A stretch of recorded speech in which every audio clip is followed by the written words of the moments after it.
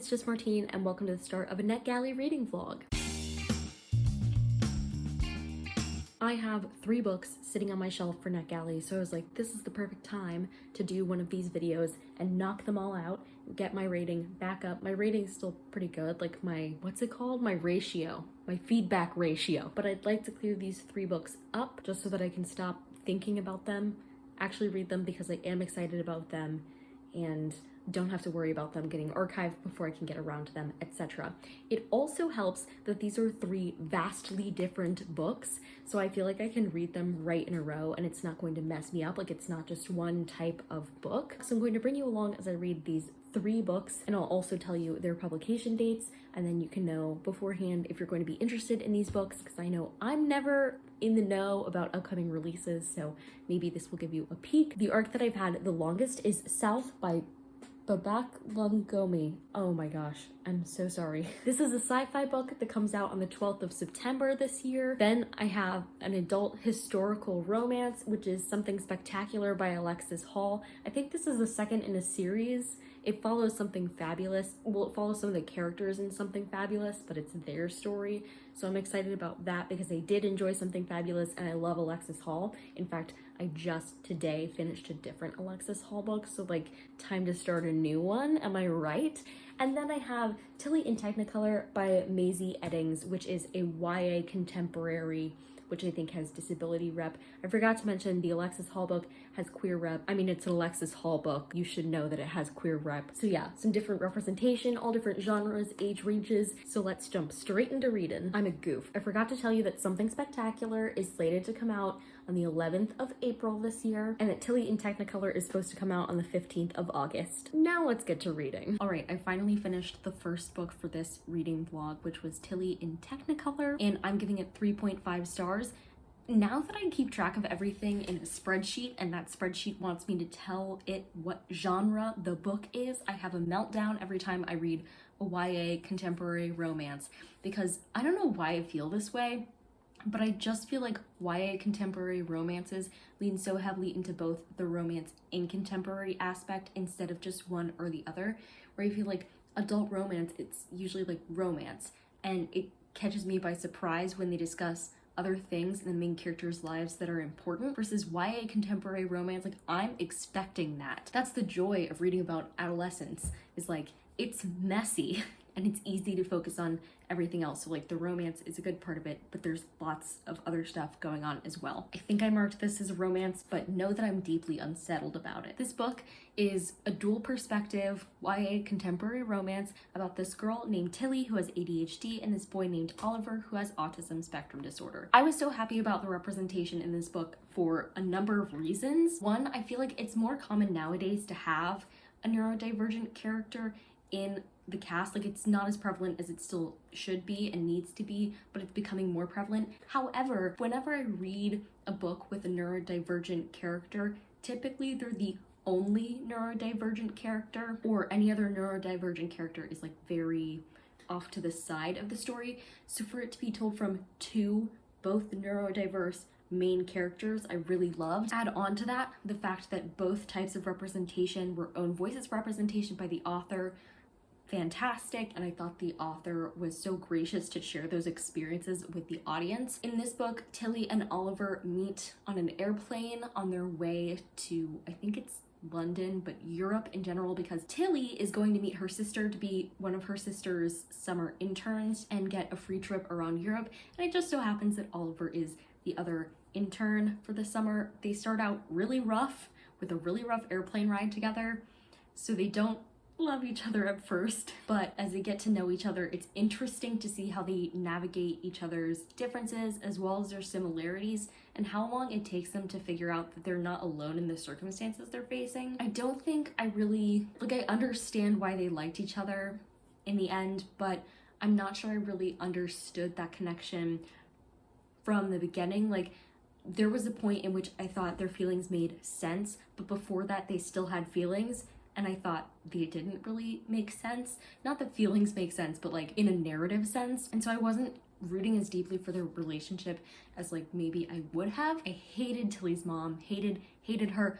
Loved the sibling dynamic with Tilly and her sister Mona, And I also loved the like side character sapphic romance we got in this book. Ooh woo. But yeah, overall, it was a meh plot to me. I just wasn't really vibing with it that much, and there were moments where I didn't connect to the characters, but I loved the representation. I think those are the moments where I really connected to the characters, were when they were addressing those things and their own personalities really came out of that. So overall, I had a really fun time with this, and I definitely recommend this book, specifically if you're looking for more own voices, neurodivergent representation. I recommend it, especially if you're into YA stories.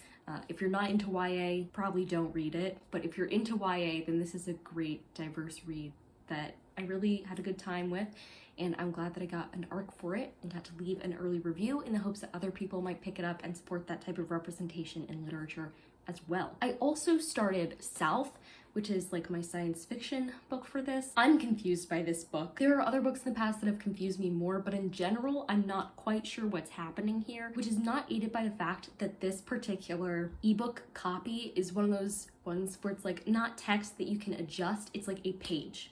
And you can scroll in on the page, but it's really hard to read that way. And you can't have a dark background, which messes with me because I usually read ebooks right before bed, so I can't do that with this one. And like the text is so tiny and I can only scroll in so much, and it's a pain. And so I'm focused on the fact that I like can't see it and that it's annoying to work with as an ebook. And then I'm like, wait, what happened? So that's just a whole mess right now, but I'm hoping that it gets to be a more positive experience as I get attached to the narrative. So here's to hoping. For how short this book was, it took me longer than I wanted to finish. I finished South, my like dystopian sci-fi book about this guy who goes to this oil rig to do like journalistic research, and also there's something about his dad, and it was really disjointed, which apparently is not the downfall of this book, because in reading other people's reviews, they're like, yeah, it's showing like how he was kind of losing his mind and stuff, and I did not get that message at all. Not at all. I just thought it didn't make any sense. So I'm glad other people loved it, and you might love it too if you're okay with ambiguity and like people not telling you what's really happening or the details of things that's happening. But personally, I love an info dump. I would have appreciated some info dumping. So 2 stars it was for that. And you know, I'm just hoping Alexis Hall really takes this NetGalley reading vlog back home with a stellar win on something spectacular. I'm hoping it's something spectacular. I'll probably start that either later today or like maybe over the weekend or like next week, who knows. Tilly in Technicolor was great, and then this one was not to my taste. I'm sure it's a good book, just not a book that was written for me. And then hopefully something spectacular will bring us back. Fingers crossed. Please, please, please. I felt so bad leaving a detailed 2-star review of South. It did not feel good. Hopefully we won't have to do that with something spectacular.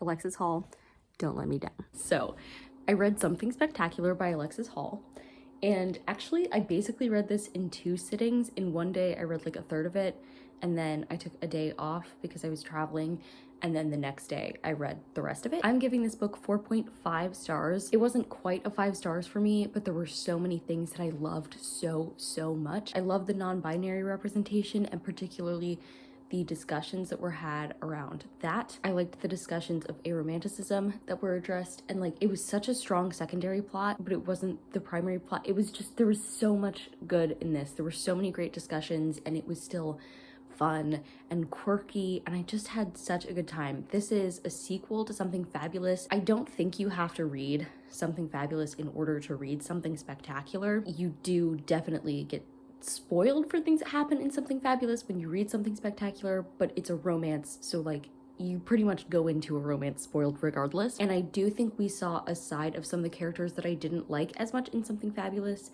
in ways that made me like and understand them a lot more, which I really appreciate. So in this one, we're following Peggy. She has been like desperately in love with her best friend for as long as she can remember, but her best friend says that like she can never feel that way about her, like she's never been in love with anybody. I do have to say, if you're aromantic, just go into this cautiously, because there are definitely some aerophobic sentiments in this, and they do get challenged later, but from off the bat they might be pretty hard to read about. Society is very averse to the idea of aromanticism, so just go in with that warning and know that it takes like a while to get challenged. But Alexis Hall also does a great job of putting a list of all the triggering situations before the book starts, and even has a conversation about the handling of non-binary representation with one of the two main characters, because there are two non-binary characters and they both are in like slightly different situations, and one Alexis Hall just wanted to like write something about before, which I really appreciated. Yeah, it's just a historical romance about an opera singer and a feisty rich person. I don't know. It was so much fun, and I'm so glad that I got to read it early. I did like it better than Something Fabulous. I still had fun with Something Fabulous, but this one just hit me more. I do think by the end it was like going on a little bit about some things, but still I really had a good time with this. So because I finally finished that, I'm going to end this vlog here. From lowest to highest rated, it went South, Tilly, and Technicolor, and Something Spectacular. 2 books with fantastic representation, and then 1 book that I just didn't get. If you like this video, go ahead and give it a big thumbs up and comment down below. Are you interested in reading any of these books? And subscribe for more reading, writing, and college lifestyle content. And until next time, bye humans, bye!